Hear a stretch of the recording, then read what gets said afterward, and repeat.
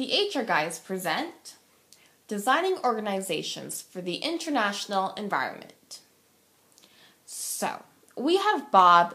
He's interesting, he's funny, and as it turns out, he's the owner of a couple of coffee stores here in Vancouver. Inspired by the successes of international giants such as Apple, Bob is considering going global himself. After all, his coffee chain could end up becoming the next Starbucks, and there are many benefits to going global. Bob can take advantage of economies of scale, allowing him to achieve savings through large volume production, and economies of scope, where he can spread costs such as marketing. Bob can also benefit from lower costs of production. But before he gets ahead of himself, let's take a look at the different stages of international valuation. The first stage, also known as the domestic stage, is where Bob is at right now. He's aware of the international environment and is considering going global, especially since market potential is very limited in Vancouver. Foreign sales are handled through an export department, or outsourced.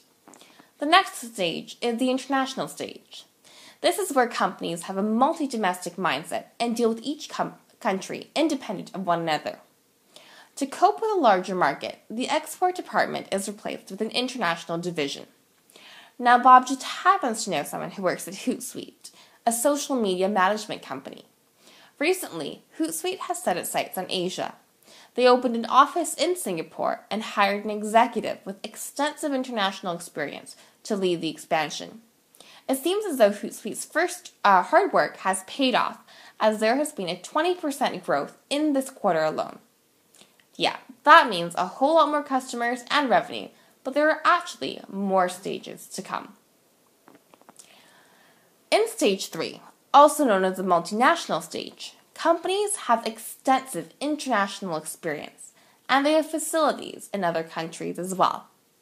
Moreover, a large percentage of revenues comes from international sales, and there are business units worldwide. Luckily, Bob is very well connected and knows someone who works at Atkins, the world's 15th largest global design firm. They have 300 offices across 29 countries and marketing facilities in all 29. Now, we're finally at the last stage, which is the global stage, where companies no longer think of themselves as having a single home country.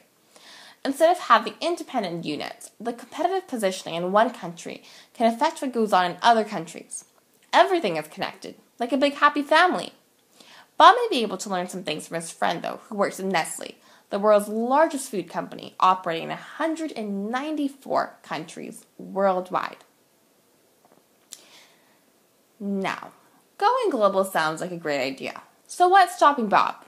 As a matter of fact, what's stopping other companies from expanding?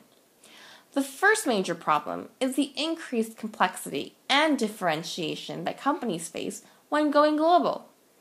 Many global consumers are calling for more localization by companies as opposed to standardization.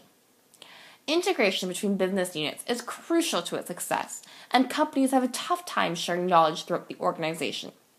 Luckily, Bob can take a look at some of Nestle's strategies. Nestle spends years researching markets they plan to enter and forecasting future market trends. For example, they decided to enter the Chinese market because it was abundant in resources and had a growing market. However, Nestle had to adapt their marketing strategy. While they have standardized some products, some of Nestle's business units are autonomous. Nestle tries to keep everyone on the same page by increasing communication through weekly newsletters, monthly meetings, and annual seminars as well. By using transnational teams and bringing in staff from other locations, they encourage diversity and the spread of knowledge. Thank you for watching. Special thanks to Hootsuite, Nestle. The HR Guys present